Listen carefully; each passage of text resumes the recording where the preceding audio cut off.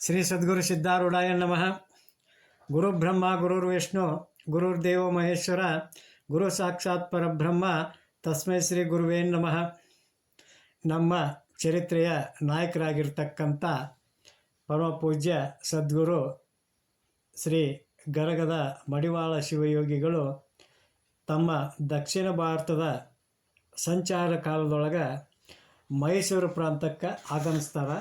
ಆವಾಗ ಈ ಮೈಸೂರಿನ ಮಹಾರಾಜರು ಮಡಿವಾಳ ಸ್ವಾಮಿಗಳ ಪ್ರಖ್ಯಾತಿಯನ್ನು ಮೊದಲೇ ಕೇಳಿ ತಿಳಿದವರಾಗಿರ್ತಾರೆ. ಈ ಕಾರಣಕ್ಕಾಗಿ ಆ ಕೃಷ್ಣರಾಜ ಮಹಾರಾಜರು ಅವರನ್ನು ತಮ್ಮಲ್ಲಿಗೆ ಆದರದಿಂದ ಬರಮಾಡಿಕೊಂಡು ಅವರಿಗೆ ಆದರ ಸತ್ಕಾರಗಳನ್ನು ನೀಡಿ ಅವರನ್ನು ತಮ್ಮಲ್ಲಿಯೇ ಕೆಲವು ದಿನ ಇರಿಸಿಕೊಂತಾರೆ. ಅಲ್ಲದ ತಮ್ಮ ದರ್ಬಾರದ ಆಸ್ಥಾನ ಪಂಡಿತರು ಶಾಸ್ತ್ರಿಗಳನ್ನು ವಿದ್ವಾಂಸರನ್ನು ಕೂಡಿಸಿಕೊಂಡ ಈ ಮಡಿವಾಳ ಸ್ವಾಮಿಗಳ ವಿದ್ವತ್ತನ್ನು ಪರೀಕ್ಷೆಯನ್ನು ಮಾಡ್ತಾರೆ. ಆವಾಗ ಆ ಮಡಿವಾಳ ಸ್ವಾಮಿಗಳ ಪಾಂಡಿತ್ಯಕ್ಕೆ ಅಲ್ಲಿ ಸೇರಿರ್ತಕ್ಕಂಥ ಎಲ್ಲ ಆಸ್ಥಾನ ಪಂಡಿತರು ಶಾಸ್ತ್ರಿಗಳು ವಿದ್ವಾಂಸರು ಅವರ ಪಾಂಡಿತ್ಯಕ್ಕೆ ಮೆಚ್ಚಿ ಎಲ್ಲರೂ ಅವರಿಗೆ ಶರಣ ಹೋಗ್ತಾರೆ.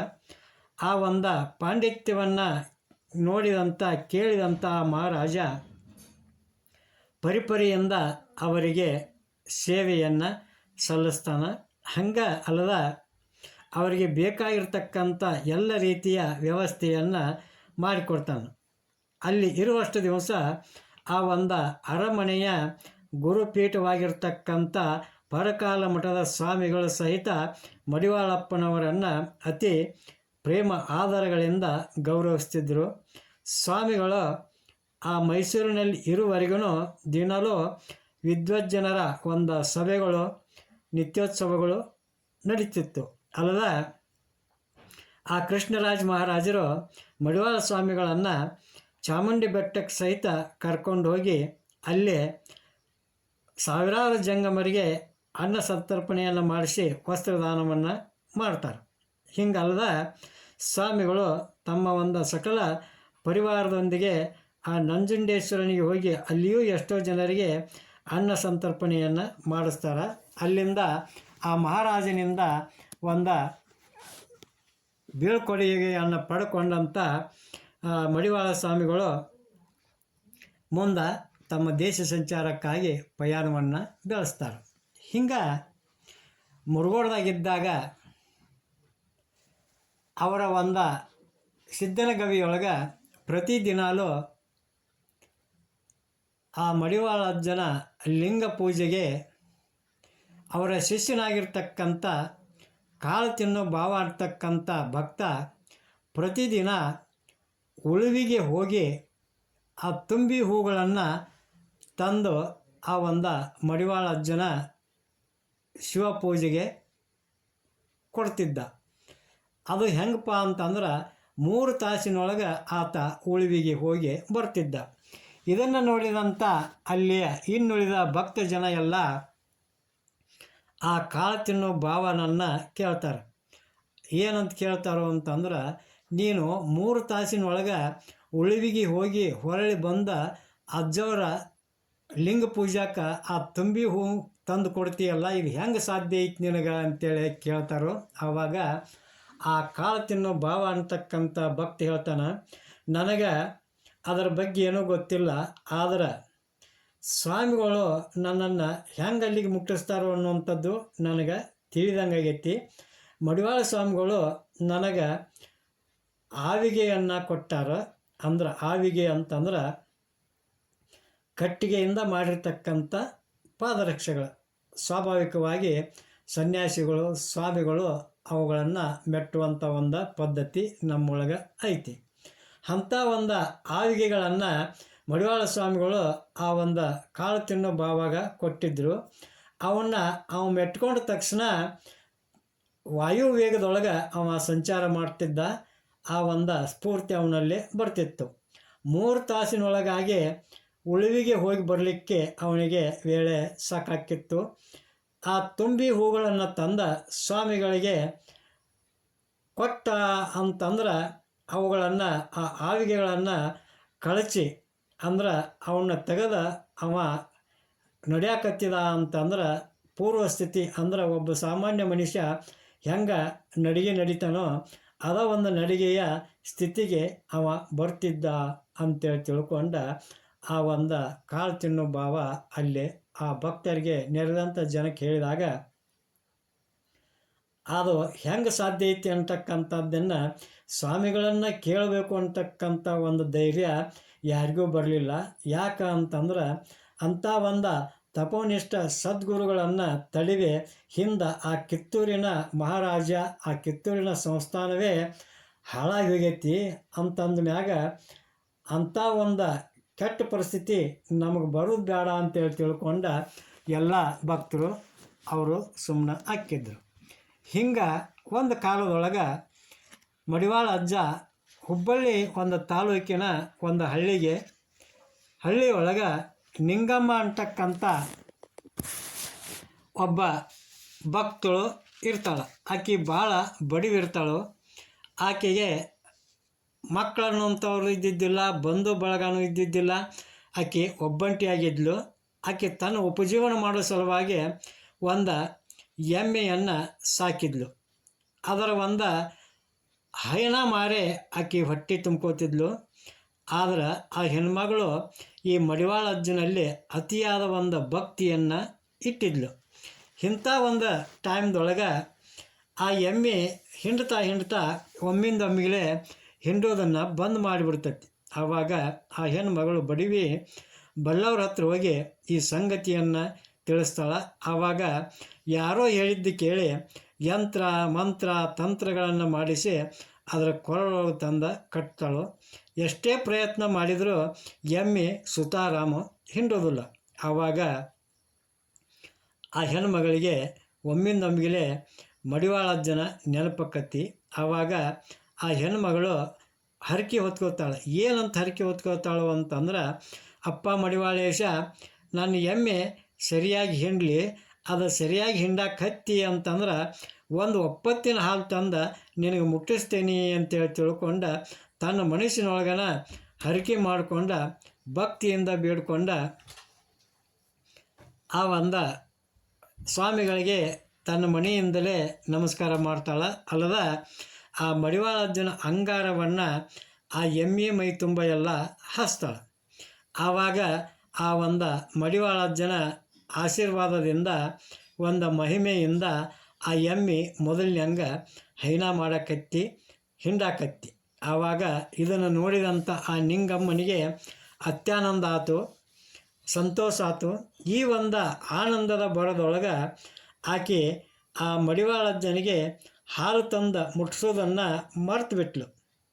ಆದ್ರೆ ತ್ರಿಕಾಲ ಜ್ಞಾನಿಗಳಾದಂಥ ಮಡಿವಾಳಜ್ಜನಿಗೆ ಈ ಸಂಗತಿ ತಿಳಿಲಾರದ್ದೇನಲ್ಲ. ಅವಳು ಹಾಲು ತಂದು ಕೊಡ್ತಾಳು ಅಂತೇಳಿ ತಿಳ್ಕೊಂಡ ಒಂದು ತಿಂಗಳವರೆಗೂ ದಾರಿ ಕಾಯ್ದರು. ಆದ್ರೆ ಆ ನಿಂಗಮ್ಮ ಹಾಲು ಮಡಿವಾಳಜ್ಜಿಗೆ ಒಯ್ದು ಮುಟ್ಟಿಸ್ಲೇ ಇಲ್ಲ. ಆವಾಗ ಆ ಮಡಿವಾಳ ಸ್ವಾಮಿಗಳು ಸ್ವತಃ ತಾವೇ ಆ ಹಳ್ಳಿಗೆ ಹೋಗಿ ಆ ನಿಂಗಮ್ಮನ ಮನೆಗೆ ಹೋಗಿ ಬಾಗಿಲು ಬಳಿ ನಿಂತಕಾರ ನಿಂಗಮ್ಮ ನಿಂಗಮ್ಮ ಅಂತೇಳಿ ಕೂಗಿ ಕರೀತಾರೆ. ಆವಾಗ ಸುಮಾರು 4 ತಾಸು ಹೊತ್ತಾಗಿರ್ತೈತಿ, ಏರಿರ್ತೈತಿ. ನಿಂಗಮ್ಮ ಒಲೆ ಮ್ಯಾಲ ಹಾಲು ಇಟ್ಟು ಕಾಸ್ಕೊಂತ ಒಲೆ ಮುಂದೆ ಕುಂತಿರ್ತಾಳೆ. ಒಂದು ಮಡಿವಾಳ ಸ್ವಾಮಿಗಳ ಧ್ವನಿಯನ್ನು ಗುರುತು ಹಿಡಿದು ಯಪ್ಪ ಬಂದೆ ಅಂತೇಳಿ ತಿಳ್ಕೊಂಡ ತುಂಬಿದ ತಂಬಿಗೆಯ ನೀರು ತಂದ ಸ್ವಾಮಿಗಳ ಪಾದವನ್ನು ತೊಳೆದ ಅವರಿಗೆ ನಮಸ್ಕರಿಸಿ ಒಳಗೆ ಕರ್ಕೊಂಡು ಹೋಗಿ ಒಂದು ಉಚಿತವಾಗಿರ್ತಕ್ಕಂಥ ಆಸನದ ಮೇಲೆ ಕುಂಡ್ರಿಸ್ತಾಳೆ. ಆ ಮಡಿವಾಳ ಅಜ್ಜ ಕುಂಡ್ರೋದೊಂದ ತೊಳ ಆವೇಶದಿಂದ, ನಿಂಗಮ್ಮ ನನಗೆ ಭಾಳ ಹಸಿವಾಗೈತಿ, ಸದ್ಯ ನಾವು ಊಟ ಮಾಡುವಂಗಿಲ್ಲ, ನನಗೆ ನೀ ಏನು ಕೊಡ್ತೇನಂತ ಹರಕೆ ಹೊತ್ಕೊಂಡು ಒಂದು ಒಪ್ಪತ್ತಿನ ಹಾಲನ್ನು ಬೇಗ ತೊಗೊಂಡು ಬಾ, ನಾ ಅದನ್ನು ಕುಡ್ದ ಸದ್ಯ ಬೇರೆ ಊರಿಗೆ ಹೋಗಬೇಕಾಗೈತಿ, ಲಗುಣ ತೊಗೊಂಡು ಬಾ ಅಂತೇಳಿ ಅವರು ಅವಸರ ಮಾಡ್ತಾರೆ. ಆವಾಗ ಆ ಬಡವೆ ನಿಂಗಮ್ಮನಿಗೆ ತಾನು ಬೇಡಿಕೊಂಡ ಹರಕೆಯ ನೆನಪಕ್ಕತ್ತಿ. ಆವಾಗ ಅವಳು ಗಾಬರಿಯಾಗಿ ಲಘು ಬಗೆಯಿಂದ ಒಂದು ಗಂಗಾಳ ತಂದ ಆ ಮಡಿವಾಳಜ್ಜನ ಮುಂದೆ ಇಡ್ತಾಳೆ. ಇನ್ನು ಹಾಲಿನ ಗಡಿಗೆಯನ್ನು ತರಬೇಕು ಅಂತೇಳಿ ಒಳಗೆ ಹೊಕ್ಕಳ. ಹಾಲು ಕಾದ ಅದರ ಮ್ಯಾಲ ಒಂದು ಬಟ್ ದಪ್ಪ ಕೆನೆ ಬಂದಿರ್ತೈತಿ. ಅದು ಸುಮಾರು ಅಜಮಾಸ 3 ತಂಬಿಗೆಯಷ್ಟು ಹಾಲು ಇರ್ಬೋದವು. ಆಗ ಆ ಒಂದು ಹೆಣ್ಣು ಮಗಳ ಮನಸ್ಸಿನೊಳಗೆ ಏನು ವಿಚಾರ ಬರ್ತೈತಿ ಅಂದ್ರೆ, ನಾನು ಮಡಿವಾಳ ಅಜ್ಜಿಗೆ ಬರೀ ಹಾಲು ಕೊಡ್ತೀನಿ ಅಂತೇಳಿ ಹರಕೆ ಕಟ್ಕೊಂಡೀನಿ, ಕೆನೆ ಕೊಡ್ತೀನಿ ಅಂತೇನು ನಾ ಕಟ್ಕೊಂಡಿಲ್ಲ ಅಂತಂದ ಮ್ಯಾಲ ಆ ಕೆನೆಯನ್ನು ತೆಗೆದ ಉಳಿದ ಹಾಲನ್ನು ಒಯ್ಯಬೇಕು ಅಂತೇಳಿ ತಿಳ್ಕೊಂಡ ಆ ಹೆಣ್ಣುಮಗಳು ಆ ಒಂದು ಗಡಿಗೆಯ ಮೇಲೆ ಬಂದಂಥ ಕೆನೆಯನ್ನು ತೆಗೆಯೋ ಸಲುವಾಗಿ ಏನಾದರೂ ಒಂದು ಸಲಕರಣೆಯನ್ನು ಅಥವಾ ಸೌಟಾಗಲಿ ಮತ್ತೊಂದಾಗಲಿ ಏನೇನೋ ಹುಡುಕ್ತಾಳೆ. ಆ ಟೈಮ್ದೊಳಗೆ ಅವಳಿಗೆ ಕೈಗೆ ಏನೂ ಸಿಗೋದಿಲ್ಲ. ಆದ್ರೆ ಇತ್ತ ಮಡಿವಾಳ ಅಜ್ಜ, ಯಾಕೆ ತಡ ಮಾಡ್ತೀಯಮ್ಮ, ನಾ ಹೋಗಿಬಿಡ್ಲೇನೋ, ಏನು ಹಾಲು ತರ್ತೀವೋ ಇಲ್ಲೋ ಅಂತೇಳಿ ಅವಸರ ಮಾಡಿ ಗದ್ದಲ ಮಾಡಕತ್ತಾನೋ. ಆವಾಗ ಆ ನಿಂಗಮ್ಮಗ ಆ ಗಡಿಗೆಯಲ್ಲಿ ಮ್ಯಾಲೆ ಬಂದಂಥ ಕೆನೆಯನ್ನು ಬೇರ್ಪಡಿಸಲಿಕ್ಕೆ ಆಸ್ಪದ ಆಗೋದಿಲ್ಲ. ಆವಾಗ ಆಕೆ ಆ ಗಡಿಗೆಯನ್ನು ಸ್ವಾಮಿಯ ಮುಂದೆ ತಂದಿರಿಸಿ ಕೆನೆ ಕಾಯ್ಕೊಂಡ ಹಾಲು ಹಾಕಬೇಕು ಅಂತೇಳಿ ತಿಳ್ಕೊಂಡ. ಅಂದ್ರೆ ಆ ಗಡಿಗೆ ಒಳಗೆ ಬಂದಂಥ ಕೆನೆಯನ್ನು ಒಂದು ಬೆರಳಿನಿಂದ ತಡೆ ಹಿಡಿದ ಹಾಲಷ್ಟು ಹಾಕಬೇಕು ಅಂತೇಳಿ ಆ ಮೆಲ್ಲಕ ಕಾದ ಹಾಲನ್ನು ಗಂಗಾಳದಾಗ ಹಾಕಬೇಕು ಅನ್ನೋಷ್ಟ್ರೊಳಗನ ಆ ಹಾಲಿನಕ್ಕಿಂತ ಮೊದಲನ ಆ ಗಡಿಗೆಯೊಳಗಿದ್ದಂಥ ಎಲ್ಲ ಕೆನೆಯೂ ಮಡಿವಾಳಜ್ಜನವರ ಗಂಗಾಳದೊಳಗೆ ಬಿದ್ದ ನಂತರ ಆ ಹಾಲು ಆ ಕೆನೆ ಮ್ಯಾಗ ಬೀಳಕ್ಕೆ ಚಲೋ ಆಕ್ಕಾವು. ಆವಾಗ ಆ ನಿಂಗಮ್ಮ ಏನಂತಾಳು ಅಂತಂದ್ರೆ, ಛೇ ಇದು ಎಂಥ ಕೆಲಸ ಆಗಿ ಹೋಯ್ತು ಅಂತೇಳಿ ಇದನ್ನಂತಾಳೆ. ಅಂದ್ರೆ ನಾವು ಯಾವುದಾದ್ರೂ ಒಂದು ವಸ್ತುವನ್ನು ಇನ್ನೊಂದು ಪಾತ್ರೆಗೆ ಸುರುವಾಗ ಚೆಲ್ಲಿ ಹೋಯ್ತು ಅಂತಂದ್ರೆ ನಾವೇನು ಮಾಡ್ತೀವಿ ಅಂದ್ರೆ ಲೊಚ್ಕೊಡ್ತೀವಿ. ಹಂಗೆ ಆ ಹೆಣ್ಣುಮಗಳು ಲೊಚ್ಕೊಟ್ಟು ಬಿಡ್ತಾಳೆ. ಆವಾಗ ಅದನ್ನು ಕೇಳಿದಂಥ ಮಡಿವಾಳ ಅಜ್ಜಿಗೆ ಅವಳ ಇಂಗಿತ ಅರ್ಥಕತಿ. ಆವಾಗ ಕೂಡಲೇ ಮಡಿವಾಳ ಅಜ್ಜ ಕುಂತಂಥ ಜಾಗದಿಂದ ಎದ್ದ, ಥೋ ಪರಮ ಪಾಪಿಯದಿ ನೀನು, ಗಂಗಾಳದೊಳಗೆ ಹಾಲು ಬೀಳಲಿಲ್ಲ, ನೀನು ನನ್ನ ಗಂಗಾಳದೊಳಗೆ ನೀ ಲೊಚ್ಕೊಟ್ಟಿದಂಥ ಚೋಚು ಇಸ್ ಅನ್ನುವಂಥದ್ದನ್ನು ಕೆಡವಿಬಿಟ್ಟು ನನಗೆ ಬೇಕಾದದ್ದು ಬರೀ ಹಾಲು, ಅದಕ್ಕೆ ನಾ ಇಲ್ಲೇ ನಿಲ್ಲೋದಿಲ್ಲ ಅಂತೇಳಿ ತಿಳ್ಕೊಂಡ ಸಿಟ್ಟಿಗೆದ್ದ ಹೊರಟ ಬಿಟ್ಟ ನಮ್ಮ ಮಡಿವಾಳಜ್ಜ. ಆವಾಗ ಆ ನಿಂಗಮ್ಮ ಅಂಜಿ ಸ್ವಾಮಿಯ ಪಾದಗಳನ್ನು ಗಟ್ಟಿಯಾಗಿ ಹಿಡಿದ, ಅಪ್ಪ ಸರ್ವತಾ ನನ್ನಿಂದ ತಪ್ಪಾಗೈತಪ್ಪ, ನನ್ನ ಕ್ಷಮ ಮಾಡು, ಇನ್ನೊಮ್ಮೆ ಇಂಥ ತಪ್ಪು ನಾ ಮಾಡೋದಿಲ್ಲ. ಈ ಒಂದು ಬಡವಿಗೆ ನಿನ್ನ ಹೊರತು ಯಾರು ದಿಕ್ಕದಾರಪ್ಪ, ನನ್ನ ಉದ್ಧಾರ ಮಾಡಬೇಕಾದವ ನೀನ ಅಂತೇಳಿ ತಿಳ್ಕೊಂಡು ಪರಿಪರಿಯಾಗಿ ಭಕ್ತಿಯಿಂದ ಬೇಡ್ಕೋತಾಳ. ಆವಾಗ ಮಡಿವಾಳಜ್ಜನ ಒಂದು ಸಿಟ್ಟನ್ನುವಂಥದ್ದು ಹೋಗಿ ಅವರು ಹಾಸ್ಯಭರಿತರಾಗಿ ನಟನೆಯನ್ನು ಆ ಮಡಿವಾಳಜ್ಜ ಮಾಡ್ತಾನೆ. ಆವಾಗ ಆ ನಿಂಗಮ್ಮ ಸಮಾಧಾನ ಹೊಂತಾಳೆ. ಆವಾಗ ಆ ನಿಂಗಮ್ಮ ತಂದಂಥ ಎಲ್ಲ ಹಾಲನ್ನು ಒಂದೇ ಉಸಿರಿನಿಂದ ಮಡಿವಾಳಜ್ಜನವರು ಕುಡಿದು ಬಿಡ್ತಾರೆ. ಕುಡಿದ ಮುಗುಳ್ನಗೆ ನಗುತ್ತಾ, ನಿಂಗಮ್ಮ ನೀನು ಎಮ್ಮೆ ಎಲ್ಲಿ ಐತಿ ಬಾ, ನನ್ನನ್ನು ಸ್ವಲ್ಪ ಅಲ್ಲಿ ಕರ್ಕೊಂಡು ಹೋಗ್ತೀಯೇನು ಅಂತೇಳಿ ಕೇಳ್ತಾರೆ. ಆವಾಗ ಆ ನಿಂಗಮ್ಮ ಮಡಿವಾಳ ಸ್ವಾಮಿಗಳನ್ನು ಎಮ್ಮೆಯ ಬಳಿಗೆ ಕರ್ಕೊಂಡು ಹೋಗಿ ತೋರಿಸ್ತಾಳೆ. ಆವಾಗ ಸ್ವಾಮಿಗಳು ಆ ಎಮ್ಮೆಯ ಬೆನ್ನ ಮೇಲೆ ಕೈ ಆಡಿಸಿ, ನಮ್ಮ ನಿಂಗಮ್ಮ ಬಡಿವಿದಾಳು, ಆಕೆಗೆ ಹೈನದ ಕೊರತೆ ನೀ ಎಂದೂ ಮಾಡಬೇಡ, ಆಕೆ ಎಲ್ಲಿವರೆಗೂ ಜೀವಿಸಿರ್ತಾಳ, ಎಲ್ಲಿವರೆಗೂ ಜೀವಂತ ಇರ್ತಾಳೋ ಅಲ್ಲಿವರೆಗೂ ನೀನು ಕಟ್ಟಬೇಡ, ಇಳಿಬೇಡ, ಬರೀ ಹಾಲು ಕೊಟ್ಕೊತ ಹೋಗು ಅಂತೇಳಿ ತಿಳ್ಕೊಂಡ ಆ ಒಂದು ಎಮ್ಮಿಗೆ ಮಡಿವಾಳಜ್ಜನವರು ತಮ್ಮ ಒಂದು ಅಮೃತ ಹಸ್ತದಿಂದ ಆಶೀರ್ವಾದವನ್ನು ಮಾಡ್ತಾಳೆ. ಈ ಒಂದು ಆಶೀರ್ವಾದದ ಬಲದಿಂದ ಆ ನಿಂಗಮ್ಮ ಬದುಕಿರೋವರೆಗೂ ಆ ಎಮ್ಮೆ ಸ್ವಾಮಿಗಳ ಆಶೀರ್ವಾದದಂತೆ ಅದು ಮುಂದೆ ಎಂದು ಕಟ್ಟಲಿಲ್ಲ, ಇಳಿಲಿಲ್ಲ. ಆದ್ರೆ ಹಾಲನ್ನು ಮಾತ್ರ ತಪ್ಪದ ಕೊಡ್ತಾ ಹೋಯ್ತು. ಹಿಂಗೆ ಆ ಒಂದು ಎಮ್ಮೆ ನಿಂಗಮ್ಮ ತೀರಿಕೊಂಡ ಮ್ಯಾಲ ಅದು ತೀರಿಕೊಂಡ 3 ದಿವಸ ಆದಮೇಲೆ ಆ ಎಮ್ಮೆನೂ ತನ್ನ ಪ್ರಾಣವನ್ನು ಬಿಡ್ತೈತಿ.